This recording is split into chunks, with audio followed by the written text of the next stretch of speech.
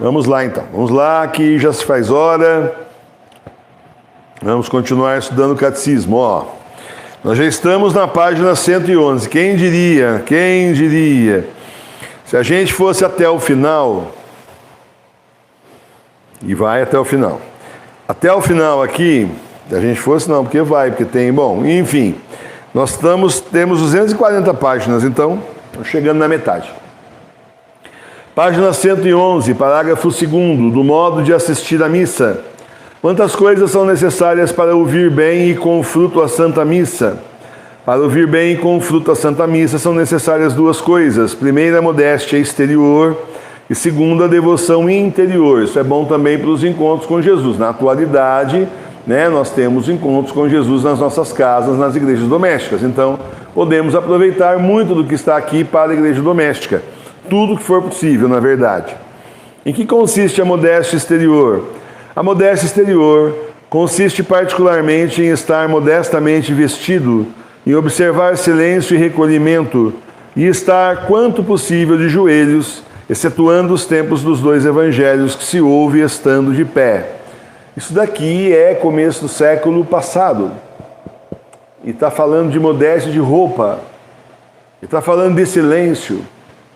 Gente, vocês veem que o negócio realmente é bem absurdo, não é? Em muitos lugares o Papa foi obrigado a falar porque não estava se guardando a modéstia em certos lugares e também o silêncio devido ao templo. Então você veja só o ponto, nós estamos mais de 100 anos atrás com esse Catecismo Maior de São Pio X. Olha o ponto que estava indo e o ponto que chegou, né? Hoje é uma bagunça, né? O pessoal conversa, bate papo, atende celular. É um negócio assim louco, começa conversando. Pô, fulano, gagueado, né? Beleza aí? Do outro lado. É assim, põe aqueles perfumes. Eu falo que a pessoa não tomou banho, ela jogou ouvido de perfume na cabeça. O banho foi de perfume, né? Então, é assim, uma coisa louca. Aquelas roupas que você fala assim, olha, eu pensei que eu tinha vindo numa igreja, mas errei de ambiente, porque é todo mundo se oferecendo o tempo todo. Todo mundo não, é injusto falar todo mundo, mas muita gente se oferecendo. Pelo menos até enquanto a gente ainda ia, né? A missa vai fazer 4 anos, já que a gente não vai mais, a gente faz aniversário junto com a paróquia, né? Dia 6 de outubro é dia de aniversário da paróquia. A paróquia começou no dia 6 de outubro de 2019. Então vocês veem a situação, né? Isso aqui está no começo do século passado. Mesma coisa na nossa casa, tem que guardar a modéstia também. Tem gente que não guarda a modéstia, ao contrário, e ainda mais na frente do altar do Senhor. Daí piorou a situação, né? Ao ouvir a Santa Missa, qual o melhor modo de praticar a devoção interior? O melhor modo de praticar a devoção interior ao ouvir a Santa Missa abarca o seguinte: primeiro, unir desde o começo a própria intenção à do sacerdote, oferecendo a Deus o santo sacrifício para os fins por que foi instituído. Segundo, acompanhar o sacerdote em cada uma das orações e ações do sacrifício. Terceiro, meditar a paixão e morte de Jesus Cristo e detestar de todo o coração os pecados que lhe deram causa. E quarto, a comunhão sacramental, ou ao menos a espiritual, ao tempo em que o sacerdote comunga. Que é a comunhão espiritual? A comunhão espiritual é um grande desejo de se unir sacramentalmente a Jesus Cristo, dizendo, por exemplo, meu Senhor Jesus Cristo, eu desejo de todo o coração unir-me a vós agora e por toda a eternidade, e fazendo os mesmos atos que se fazem antes e depois da comunhão sacramental. Viu, Madre Sofia? Tem aqui no Catecismo Maior. Tem muita gente aí, né? Da igreja em latim, das igrejas em latim, das seitas em latim, por que não dizer, que dizem que a comunhão espiritual não existe. Para os ignorantes, é página 112, vai lá na pergunta 668, deixa eu ver, não, 666, por sinal. Certo? Aí quando a pessoa falar para você que não existe comunhão espiritual, você fala assim, dá uma olhadinha lá no Catecismo Maior de São Pio X, pergunta 666. Eu sei que esse é um número meio complicado para nós, mas assim, cristamente a resposta está lá, tá bom? Ou então você faz que nem o pessoal costuma fazer, né? A turma evangélica, né? Chega Êxodo 20. Negócio assim, né? Eles gostam de fazer isso, né? Então você faz assim, Catecismo Maior 666. Impede ouvir a missa com fruto, a recitação do rosário ou outras orações durante o santo sacrifício? A recitação dessas orações não impede ouvir com fruto a missa, desde que haja um esforço possível de seguir as cerimônias do santo sacrifício. Porque antigamente as pessoas não entendem latim, né, gente? Vamos assim rapidinho. É que é assim, a missa em latim, ela tem origem lá no Império Romano, onde todo mundo falava latim, né? Então, e aí o Papa da época pediu a São Jerônimo que fosse traduzido do grego, do hebraico, etc., a Bíblia, para que as pessoas entendessem, o povo entendesse. Por isso foi usado aí o latim vulgar. Por isso a Bíblia que nós conhecemos, a original, né, lá de São Jerônimo, chama-se Vulgata, feita em cima do latim vulgar que todo mundo falava. Era um latim mais simples, não era erudito, não era o latim dos estudiosos, poetas, governadores, não, era o latim do povo. A intenção, que o povo entendesse. Obviamente também a missa, em sendo feita em latim, a intenção era que o povo entendesse. Mas aí o tempo foi passando, as coisas foram mudando, né? E enfim, a igreja foi se espalhando, não era mais só Roma, e assim foi permanecendo o latim, apesar que a gente tem notícia que não é bem assim, né? Mas, enfim, em muitos lugares, latim para cá e para lá. Hoje em dia, para dar um salto de 2000 anos, né, 1.600 anos depois, fizeram o latim como um negócio assim, é uma idolatria com o latim que não é brincadeira, né? É a língua sagrada, sério, Jesus não falava latim. Então, pode até ter falado com Pilatos, a gente não sabe, não tem registro disso, mas o Pilatos também estava lá na Judéia, era bem capaz de estar falando na língua nativa do pessoal ali com ele, né? Porque afinal era governador lá fazia muito tempo. Seja como for, o Senhor não celebrou a Quinta-feira Santa, né? Ele não instituiu a Eucaristia em latim, pode ter certeza. Os discípulos não falavam latim, como é que ele ia fazer isso? Ninguém entendeu nada. Então, se fosse para colocar como língua sagrada, seria o aramaico, hebraico. Bom, então essa conversa caiu por terra, né? Aí como as pessoas não entendiam, então começavam a rezar o terço, começavam a rezar o rosário de 15 mistérios durante a missa. Quietinho ali, enquanto o padre, né? Imagina sem microfone. Olha, eu acho todo sentido do mundo o padre estar voltado para o altar e todo mundo de frente para Jesus. Eu acho muito sentido na explicação, eu acho, para falar a verdade. Mas imagina sem microfone. Aquelas igrejas enormes e o padre lá, virado de costas, opsis lores, blá, blá, blá, blá, ninguém entende nada do latim e nem entende o que ele está falando também, que está falando baixo, porque eu já vi missa em latim aí que o pessoal fala para dentro. E assim, infelizmente, em muitos lugares que celebra a missa em latim, por algum motivo não chegou ainda o famoso microfone lapela, uma invenção moderna, o professor Emílio trazendo aí para a missa, mas para a igreja, né? Mas parece que na missa em latim não chegou ainda. Talvez para as pessoas não verem que a pessoa não sabe falar direito o latim, só está embromando. Eu não estou sendo cruel, gente, estou falando porque eu já participei. A Maria Sofia está rindo ali, porque ela sabe o que eu estou falando, ela sabe que eu tenho razão. Certo? Muito bem. Então a questão é a seguinte: as pessoas aí teve um meio termo, porque assim, as classes mais altas iam para a escola, as classes baixas não iam, não. A escola era realmente uma coisa mais para rico mesmo, durante muito tempo foi. E as classes mais abastadas tinham uma noção do latim. Bom, então excelente, né? Você tem um missal, metade começou a aparecer, 1940 ou até um pouco antes já tinha, com certeza posso falar, porque eu achei, né? Tanto é que a 1947 é a segunda edição desse missal, já era bilíngue. Mas se não me engano, no começo do século, aqui no Brasil já tinha edição bilíngue também, se não me falha a memória, 1920, por aí vai. Que é para a pessoa poder tentar entender. Agora eu fico imaginando em latim, esse missal que nós usamos aí, fitinha para tudo quanto é lado, a pessoa se perde, não tem que fazer. O padre está falando em latim, ou tem uma noção do latim ou vai se perder. Então, por isso está falando do terço. Por isso que existia uma boa intenção no Vaticano II. Ia falar um pouquinho então de Vaticano II, rapidinho. Está terminando também. O Vaticano II tinha uma boa intenção. Algumas pessoas bem intencionadas do clero queriam um reavivamento da igreja. E eles entenderam que uma das barreiras para que as pessoas entendessem a missa era a questão do latim. Que se tivesse, então, olha, eu recomendo que você procure um vídeo depois no YouTube, depois, não é agora, que acabar aqui, a nossa hora do terço. Procure assistir um vídeo, se você não assistiu ainda, do Papa Bento XVI, ele fala assim: o Concílio Vaticano que eu vivi. É a última palestra dele para os padres de Roma. Então juntou no auditório lá, encheu de padres moços, né, Maria Sofia? E ele então fala do Concílio Vaticano II como ele viveu. Aí dizem, ele foi o maior mentor do Concílio Vaticano II. Mentira, coitados.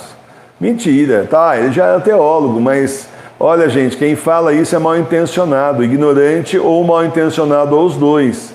Porque a gente que já viveu no meio de bispos, gente, bispo é bispo, o padre é assim, serviçal, tá bom? Entenda isso. Eles são os bispos, os padres são auxiliares, eles tratam assim, realmente na escala alimentar está lá embaixo. Tem o bispo e tem os padres. Entenda que é assim. Isso é assim. Então falar que, coitadinho do padre Ratzinger, sozinho influenciou todo o Concílio Vaticano II, tudo passou pela mão dele, a culpa é dele. Que palhaçada. Mas que palhaçada, que mentira. Mas que calúnia. Coitado, padre no meio de um monte de bispo, é o último que fala e o primeiro que apanha. Sem falar que ele tinha uns 30 e poucos anos aí, até parece que estava mandando alguma coisa. Até, ele era auxiliar de um dos cardeais lá, até aí tudo bem, mas só isso. Você está entendendo? Não é isso, ele fazia parte ali, ajudava, pode ter colaborado, cair lá, etc., estudar melhor a participação, mas que ele é o responsável, ele foi o arquiteto de todo o Concílio Vaticano. Tem que ser sede vacante para falar esse tipo de besteira, né?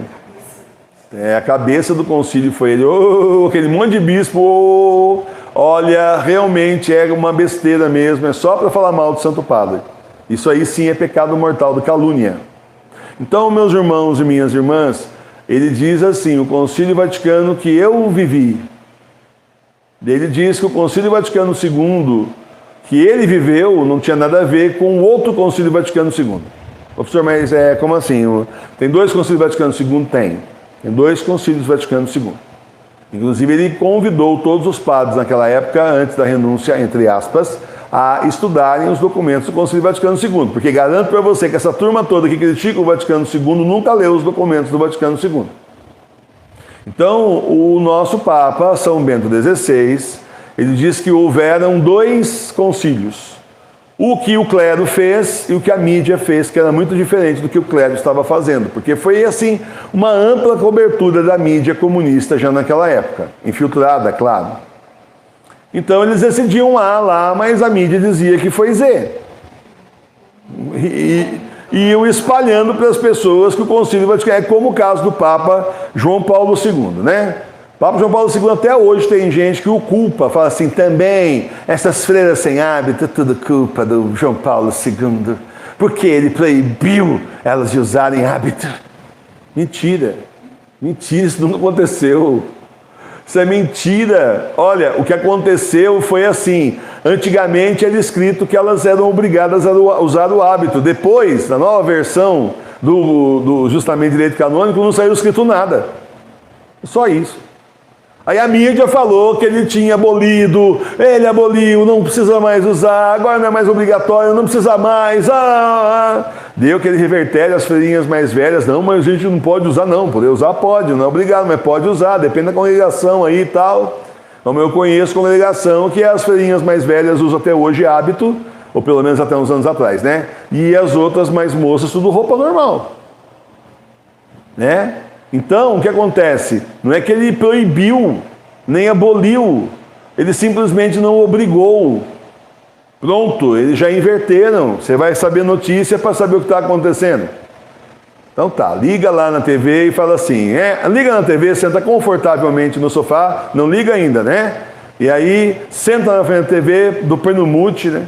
Aí antes de você ligar o som, você fala, minta. E aí você liga o som, mente para mim que eu quero ser enganado. É isso que é, mídia é isso. Via de regra é isso aí. Tá certo? Dão notícia parcial, dão só uma parte, dão assim, totalmente assim, errado, conduz você. Apareceu uma frase atribuída ao Papa Bento XVI aí, dizendo que a maior arma que existe no século XX não eram as bombas atômicas, não. Era desinformação, porque as notícias informavam do jeito que eles queriam e conseguiam modelar a mentalidade das pessoas, porque eles queriam que eles fizessem, achassem. As pessoas vão atrás da notícia saber o que está acontecendo. Peraí, vem cá, deixa que eu te conto. E a gente acha que são todos honestos. Sabe qual é o problema de quem presta? Sabe qual é o seu problema?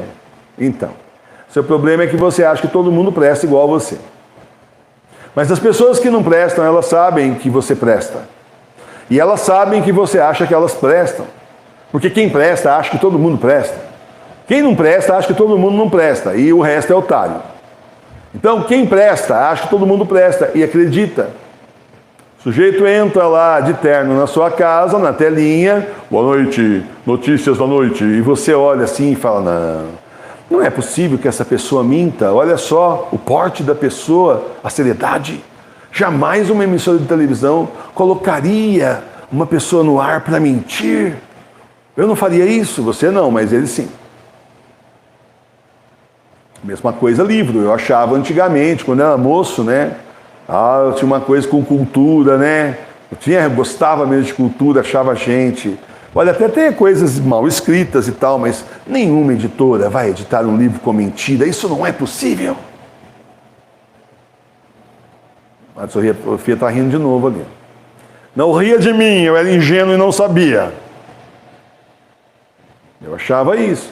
Você não acha que a gente te contou, tá bom? Então, nós não podemos confiar nos homens, estou falando para você. Estou falando para você, só em Cristo, gente. Então, o Concílio Vaticano II, que o Papa Bento XVI viveu, ele estava lá dentro, hein? É totalmente diferente do Concílio Vaticano II que a mídia fez. Agora, tem um outro detalhe, né?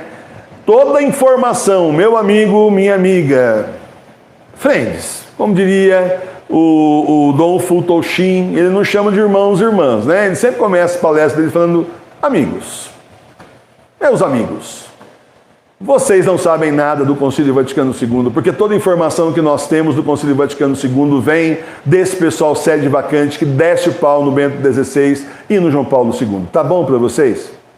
A gente não sabe nada do Concílio Vaticano II. Essa gente é covarde o suficiente para colocar informação na mídia, mas eles não avisam no cabeçalho do site, nós somos sede vacantes contra os seus papas. Você nem sabe aonde você está lendo. Você vê o site lá bem bonitinho, arrumadinho, legalzinho. Você fala, uau, né? Parece confiável. A gente pensa assim, eu já pensei assim também. Ui, como a gente apanha, né? E o último tapa na cara que eu levei foi a semana passada. O tapa na cara é esse. Frase do Papa. Olha só a frase do Papa. Quando nós fizemos o Concílio Vaticano II, nós queríamos que a igreja passasse por uma renovação, por um Pentecostes. Nós queríamos que realmente a igreja estivesse mais perto dos fiéis, mas o inimigo penetrou no meio da nossa igreja. E por que não dizer o nome desse nosso inimigo, o demônio mesmo, ele próprio, penetrou por uma fresta e contaminou toda a igreja. Quem é que está falando? É o Bento XVI, é o João Paulo II ou Paulo VI? 5 segundos para você responder. Quem você acha? Paulo VI. Papa Paulo VI. Tão também execrado. Antes eles execravam mais o Paulo VI. Depois perdeu a graça João Paulo II e Bento XVI. São papas muito próximos das pessoas, do povo católico. Até quem não é católico conhece e respeita. Entendeu?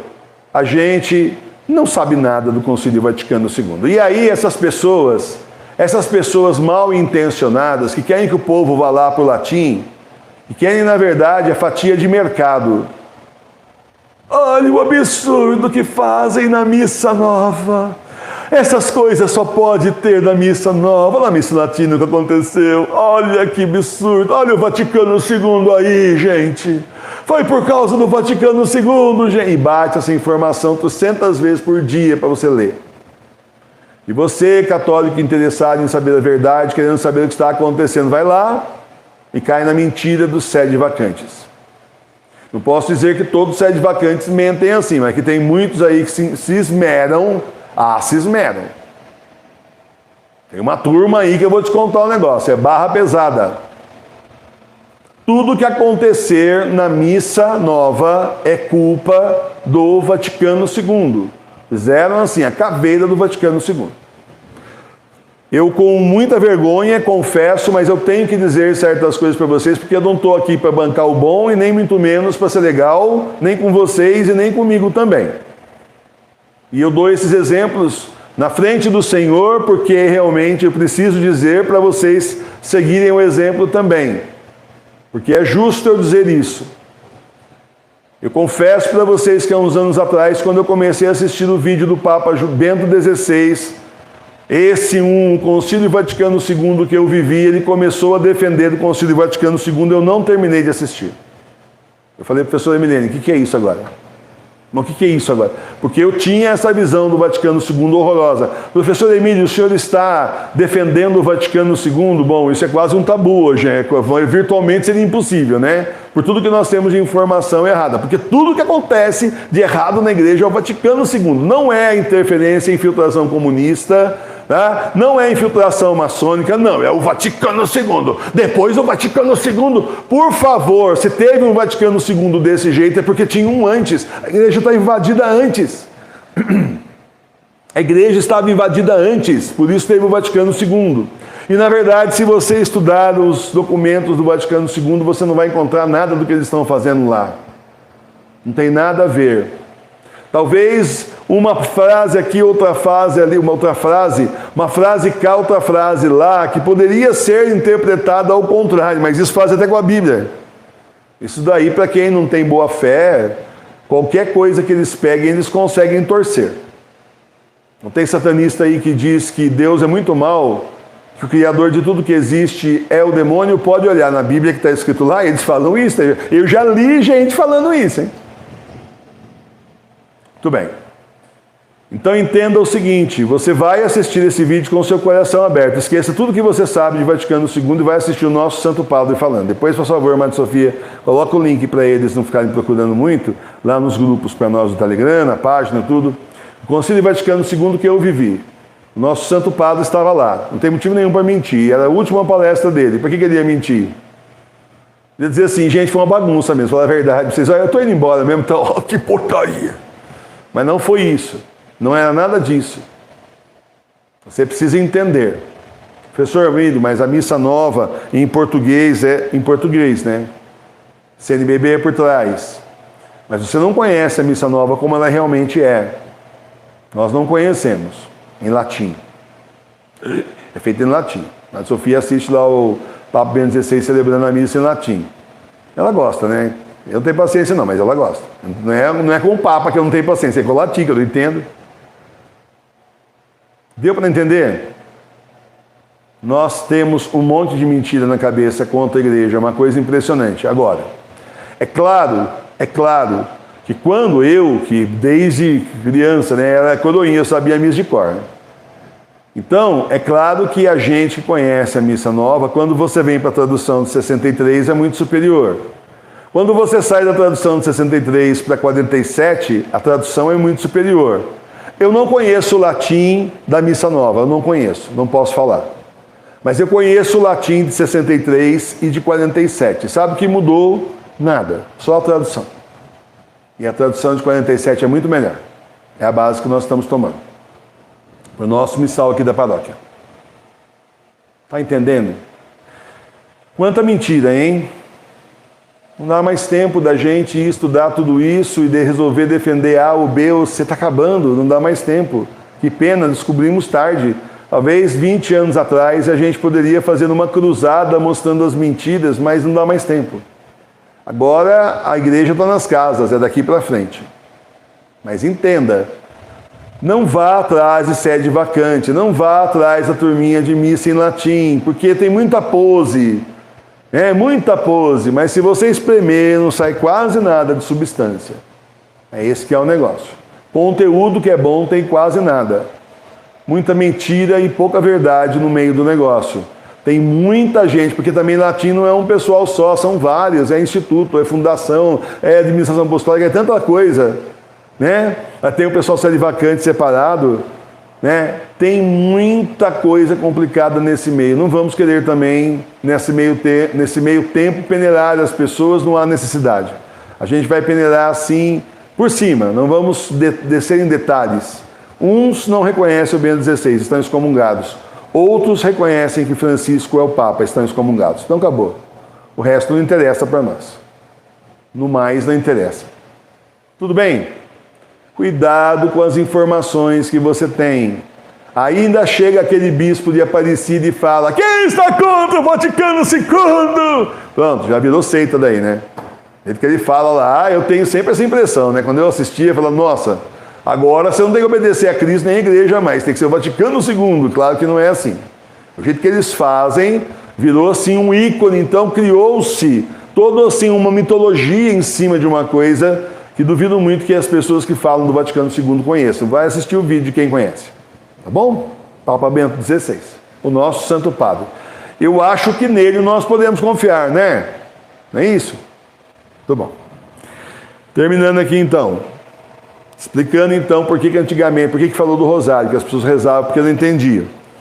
É coisa boa também rezar pelos outros quando se assiste à Santa Missa? É coisa boa rezar também pelos outros quando se assiste à Santa Missa. E até o tempo da Santa Missa é o mais oportuno para rezar pelos vivos e pelos mortos. Terminada a missa, o que se deve fazer? Terminada a missa, devemos dar graças a Deus por nos ter concedido a graça de assistir a esse grande sacrifício e pedir-lhe perdão das faltas cometidas enquanto a assistíamos. Na minha opinião, eu acho que é assim. O que impediria a missa? Eu não encontrei resposta para isso até hoje. Por que é que a missa não podia ser feita no idioma, lá no missal antigo mesmo, já que lançaram o missal bilíngue, por que não celebrar a missa na língua que todo mundo entende? Aí, bom, vamos pegar a história, tem marches e contramarches, para entender isso também é curiosidade só, porque não vai levar a gente um tantinho para frente, assim, ó, nem meio milímetro. Então, eu nem perco tempo com esse tipo de pesquisa. Viu só? Viu, Henry? Eu também tenho meus questionamentos, minhas curiosidades, mas eu não permito para não perder tempo. Também gostaria de ir atrás de muita coisa, mas não vou, eu mesmo seguro. Falo, não adianta, isso aqui você tem que fazer. Gente, vocês têm que fazer. Quando você vai fazer pesquisa, você precisa fazer numa questão assim de ser racional, senão você perde tempo. Você começa a pesquisar uma coisa, abre uma janela para outra, para outra, para outra. Quando você vê, está na 10ª, não terminou a primeira e nem as outras 9. E está na 10ª já. Entendeu? Então não adianta, a gente tem que se concentrar mais, porque é fim dos tempos, é outro tempo. Para quem gosta de estudar, eu gosto de estudar. Eu sempre gostei, de tudo. Sempre gostei de aprender de tudo. Não tinha uma matéria que eu gostasse mais, eu gostava de todas. Sempre gostei de estudar. Mas a gente não pode simplesmente perder tempo. Certo? Eu sei que ia ser rapidinho, mas acho que valeu a conversa do Vaticano II, valeu? Faz tempo para falar para vocês.